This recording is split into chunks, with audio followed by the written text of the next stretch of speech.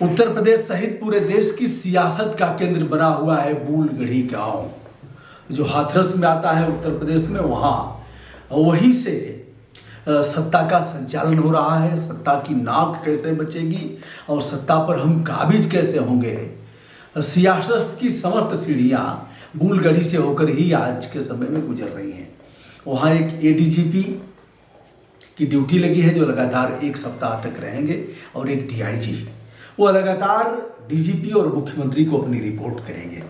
Sanitise नाम से किसका मोबाइल सेव किया गया था, किसका नाम, और किससे बात होती थी। आरोपी और पीड़िता के भाई से लगभग 104 बार बात हुई है, 5 घंटे से अधिक। इस मामले में राज क्या है, वजह क्या है कि इन लोगों में लगातार गुफ्तगू होती थी, और इसके मूल में क्या है। इस मामले की जांच लगातार एसआईटी कर रही है, और ईडी भी इस मामले पर कड़ी नज़र रखे हुए है। जातीय संघर्ष के लिए किसने दिया 100 करोड़ रुपए? 100 करोड़ की फंडिंग की गई है, और यह पैसे विदेश से आए हैं। 50 करोड़ रुपए मॉरिशस ने दिया है, और इस मामले की जांच की जा रही है किनके किनके खाते में यह पैसे गए हैं, और किनकी किनकी साजिश रही है इस प्रकार के जातीय दंगे भड़काने के पीछे। दोस्तों, हम बताते हैं पॉपुलर फ्रंट इंडिया के स्टूडेंट विंग, जो कैंपस फ्रंट इंडिया है, इसके 4 सदस्यों को मथुरा से गिरफ्तार किया गया है, और चारों से पूछताछ की जा रही है। और पूछताछ में कुछ राज आएंगे ऐसा बताया जा रहा है। और दोस्तों, विदेश से 100 करोड़ रुपए की जो फंडिंग की गई है, उसमें जैसा कि मैंने बताया मॉरिशस ने अकेले 50 करोड़ दिया है। या पैसे किनके किनके खाते में गए हैं, कितना कितना पैसे गए हैं, और इनका काम क्या था, कौन इस घटना के पीछे था, किसके पास रिमोट कंट्रोल था जो इस तरह की घटना को अंजाम दे रहा था और जातीय हिंसा भड़का रहा था। घटनाएं अनेकानेक प्रदेश घटनाओं की पृष्ठभूमि बन गया है। एक तरह से अनेकानेक घटनाएं हो रही हैं। कौन सा मामला उजागर हो जाएगा, किस पर मीडिया फोकस करेगा, और कौन से मामले दब जाएंगे, यह आप इस बात को भली भांति समझ रहे हैं। ईडी और एसआईटी कई बिंदुओं पर सामूहिक रूप से मिलजुल करके जांच कर रही है, और स्थानीय पुलिस का सहयोग भी ले रही है। जो डिटेल तलाशे जा रहे हैं वो अभी काफ़ी चौंकाने वाले होंगे।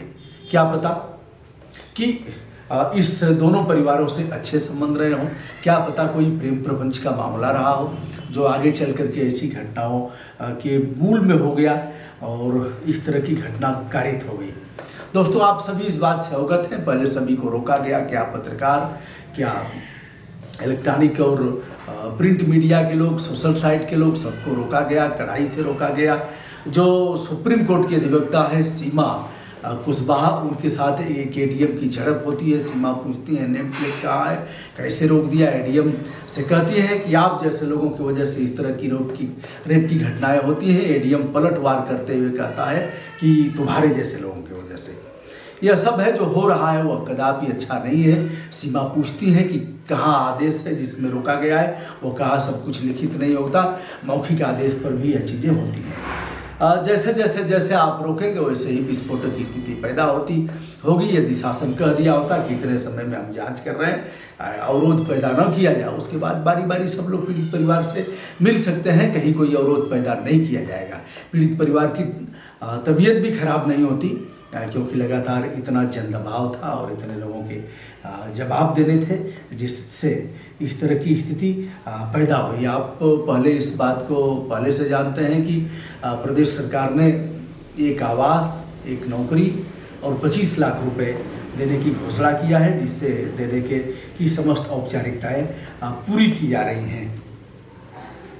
एक ऐसे अधिकारी को इसकी जिम्मेदारी देने की बात छन करके आ रही है जो मायावती गवर्नमेंट में भी खास थे, बाद में उन्हें दरकिनार किया गया। वो अखिलेश गवर्नमेंट के भी खास हो गए, वरिष्ठ आईएएस अधिकारी, और जो वर्तमान गवर्नमेंट के भी खास होने जा रहे हैं, उन्हें अहम जिम्मेदारी इस मामले की सौंपी जा रही है। दो सुरक्षाकर्मी एक एक सदस्य पर लगाए गए हैं, क्योंकि पीड़ित परिवार ने यह कहा है कि हमारे साथ कभी भी हमारे जान माल को खतरा उत्पन्न हो सकता है, इसलिए एक सदस्य पर दो सुरक्षाकर्मी, दो पुलिसकर्मियों की तैनाती की गई है जो उनकी सुरक्षा करेंगे। गिद्ध बचाने के लिए, गिद्ध दृष्टि थोड़ा सा सकारात्मक नहीं है, लेकिन उसका अभिप्राय आप दृष्टि से ही लीजिएगा। पर्यावरण को बचाने में गिद्धों की महती भूमिका है। सड़ी गली खाते हैं, रोग से बचाते हैं, पर्यावरण को पोषित करते हैं, प्रदूषण को घटाते हैं। ऐसे हैं जटायु गिद्ध जटायु पर्यावरण के माध्यम से जटायु संरक्षण केंद्र बलरामपुर में बनाए जाने की घोषणा मुख्यमंत्री जी ने किया है। यद्यपि उत्तर प्रदेश में एक भी गिद्ध आपको नहीं दिखेंगे। अगर कोई है तो एक फोटो लेकर के, कोई वीडियो बना करके दिखा दे। किसी भी जो इनके केंद्र हैं जीव जंतुओं के संरक्षण हेतु जो बनाए गए हैं उसमें भी कहीं गिद्ध नहीं दिखेंगे। कदाचित उत्तरांचल में, उत्तराखंड में कहीं गिद्ध दिख जाए, हिमाचल में दिख जाए, मैं नहीं कहता। छत्तीसगढ़ में एक बात छन करके आई थी कि छत्तीसगढ़ में कुछ गिद्ध दिखे हैं, उनकी संख्या 100 से काफ़ी कम थी। लेकिन अब देखना और बताना, कहीं गिद्ध दिख नहीं रहे हैं। तो गिद्धों की बड़ी भूमिका थी। बड़े बड़े वृक्ष होते थे, उन वृक्षों पर गिद्ध बड़े बड़े घोंसले बनाते थे। घोंसले उनके लकड़ियों के होते थे, घास फूस उसमें नहीं होता था। कुछ ऐसी बड़ी बड़ी लकड़ियाँ वो तोड़ करके ऐसे बनाते थे। अब चाह करके भी हम अपने बच्चों को गिद्ध नहीं दिखा पाएंगे। काशी के ही एक कवि थे, उनका नाम था चंद्रशेखर मिश्र। कई 2 दशक पहले हमने उनकी एक कविता सुना था। द्रौपदी के चीरहरण का चित्रण करते हुए उन्होंने उस कविता को लिखा था, और उसमें बोलते उनकी 2 लाइनें मुझे काफ़ी आकर्षित की। भीतर तक उन लाइनों ने अपील किया था। आपको भी वो लाइनें बेहद पसंद आएंगी और सोचने के लिए आप बाध्य हो जाएंगे कि गिद्ध हमारे बीच से गए कहाँ। नई जनरेशन के लोग तो इसको नहीं जान पाएंगे। जो बच्चे आके टीका टिप्पणी करते हैं और आकर के खुरियाते रहते हैं, वह तो नहीं देखे होंगे। जो 20 साल, 22 साल, 25 साल, 30 साल के होंगे, शायद वह देखे होंगे। लेकिन 25 साल के नीचे वाले बच्चे गिद्ध नहीं देखे होंगे। तो चंद्रशेखर मिश्र ने द्रौपदी के चीरहरण का चित्रण करते हुए लिखा था कि नारी के लाज बचावे के खातिर भारत में गिद्धौ मर गई ना। मतलब उन्होंने कहा कि एक समय ऐसा था जब पीड़िता की लाज बचाने के लिए, उसके जीवन की रक्षा करने के लिए, उसके सम्मान को सुरक्षित रखने के लिए गिद्धों ने कभी दुराचारियों से लड़ाई किया था। दशहरा का त्यौहार आने वाला है, नवरात्रि शुरू होने वाली है, रामलीला जगह जगह लगेंगे, सोशल डिस्टेंसिंग का पालन करते हुए, नियमों को ध्यान में रखते हुए। तो उसमें लंका का चित्रण होगा और सीता का हरण करने जाता है रावण।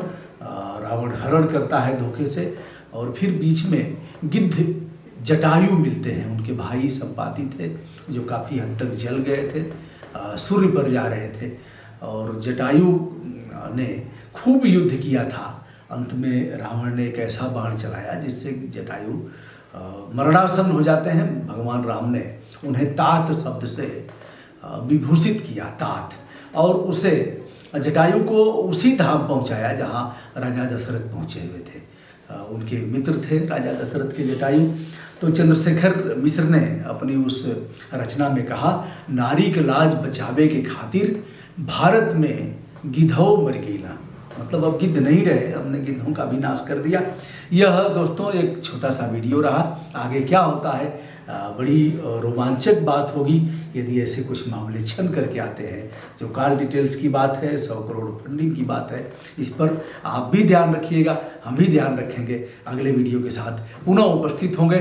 मैं हूं ब्रजभूषण दुबे, यूट्यूब चैनल ब्रजभूषण मार्कंडेय से। नमस्कार।